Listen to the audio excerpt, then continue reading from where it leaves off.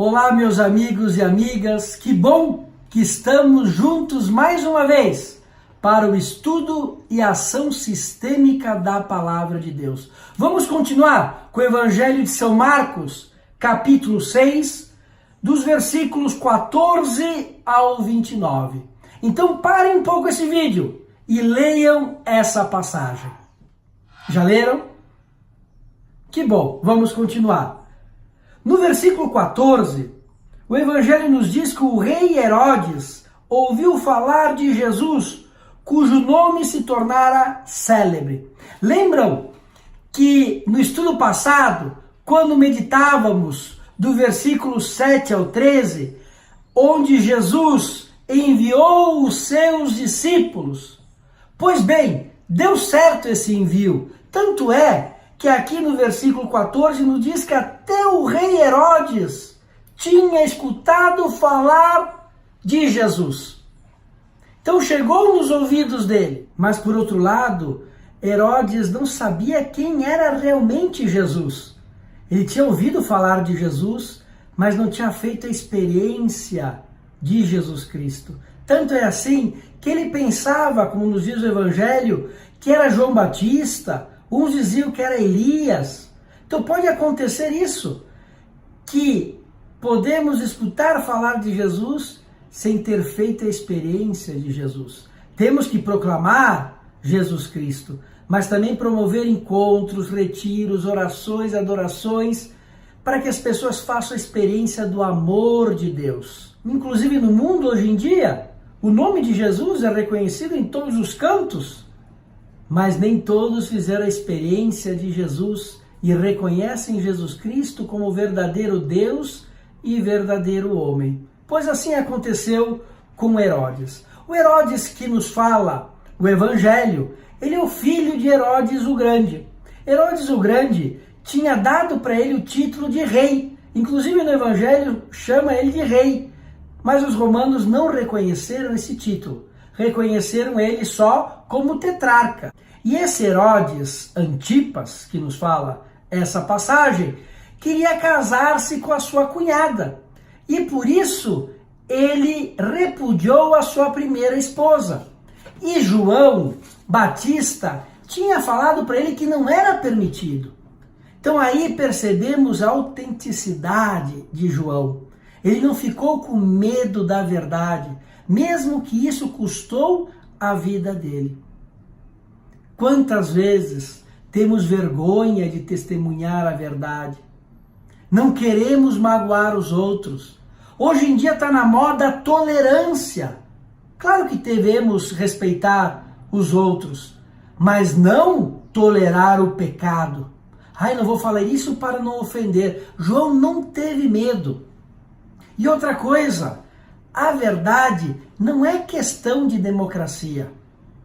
A democracia deve reconhecer a verdade. Vou dar apenas um exemplo bobo para que a gente possa entender. Todo o Congresso Nacional pode votar que a Terra é quadrada e ela não vai deixar de ser como é. O mundo inteiro, as pessoas podem dizer que 2 mais 2 é 5. Basta um só falar que é 4, esse tem a razão. Então a verdade não é criada por nós. Nós devemos reconhecê-la e protegê-la. Pois bem, João Batista não tinha medo da verdade. E vamos perceber que Herodes sim. Tanto é assim que nos fala o Evangelho que ele respeitava João, lá no versículo 20, porque sabia que era um homem justo e santo. E por que então mandou decapitá-lo? Porque nos diz que ele fez um banquete em ocasião do seu natalício. E aí a filha de Herodíades, a sua cunhada, certo? Que João falou que não poderia e não era permitido, lá no versículo 18, ter a mulher de teu irmão. E o que aconteceu? Que a filha de Herodíades dançou nessa festa. E aí Herodes, na frente de todos os convidados, falou para ela: pede-me o que quiseres e eu te darei. E ela foi falar com a sua mãe disse: a cabeça de João Batista. E ele, mesmo sabendo que João era justo e respeitava ele, por vergonha das pessoas, por aquele respeito humano. O respeito humano não significa aquele respeito saudável que devemos ter um com o outro. O respeito humano é aquele querer agradar os outros, mesmo tendo que fazer coisas erradas. Isso não vem de Deus. Devemos sempre agradar a Deus e viver na verdade. E o que aconteceu? Que ele mandou decapitar João Batista. Então João Batista realmente perdeu a cabeça física, morreu. Mas Herodes perdeu a cabeça ética, a cabeça moral, não vivendo de acordo com a verdade. E aqui vem a pergunta, da nossa vida, o que dança na nossa frente? O que faz a gente perder a nossa cabeça? Não viver de acordo com os mandamentos de Deus, não viver de acordo com a verdade, não proteger os valores. O que realmente nos faz perder a cabeça? Faz com que as nossas paixões, as nossas emoções, porque Herodes foi levado pela emoção e querendo agradar e estava lá e já disse, o que você me pedir eu vou dar. E o que acontece na nossa vida quando chega uma tentação e a gente perde a cabeça e a gente faz coisas que não deveria, não fazemos o bem que queremos e acabamos fazendo o mal que não queremos?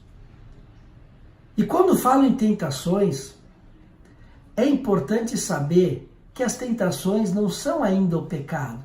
O problema é cair nas tentações. Teve um padre que me explicou, e eu acho que é válida essa explicação, que é o seguinte, ele me dizia, pode uma pessoa impedir que um passarinho pouse no telhado da sua casa? E eu respondi, não, está lá em cima no telhado. Depois ele me perguntou, pode impedir que um passarinho entre na sua casa e depois saia? E eu respondi, não, porque ele também vai permanecer sempre com as janelas fechadas. E aí ele me disse, mas a pessoa pode impedir que esse passarinho entre e faça um ninho dentro da casa, o seu ninho? Eu falei, claro, porque para fazer um ninho ele tem que ficar mais tempo dentro da casa. E ele me disse, é isso mesmo. Quer dizer, pode acontecer uma tentação na nossa vida, como um passarinho que pousa no nosso telhado, no telhado da nossa vida? Não.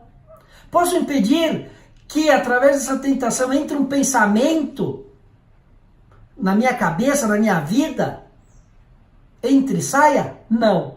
Mas eu posso impedir que esse pensamento, essa tentação, faça um ninho no meu coração. E com isso eu caia na tentação. Então, às vezes, tem coisas dançando. Pois bem, eu vou virar e vou continuar reto. Agora, o que eu não posso é fazer como Herodes, que ficou assistindo a dança, se abobou de vez, e depois uma pessoa perdeu a cabeça porque ele foi levado pelas emoções, pelo respeito humano que agradar os outros e deixar de lado a verdade. Mas, Padre Diego, as emoções, os sentimentos são coisas ruins? Não. Eu considero os sentimentos, as emoções, como a água. Sabe a água? A água tem uma força impressionante. Ou pode destruir cidades, ou, bem canalizadas, se transformam em energia. Então, se essa paixão, essa força me ajuda a fazer o bem, que bom.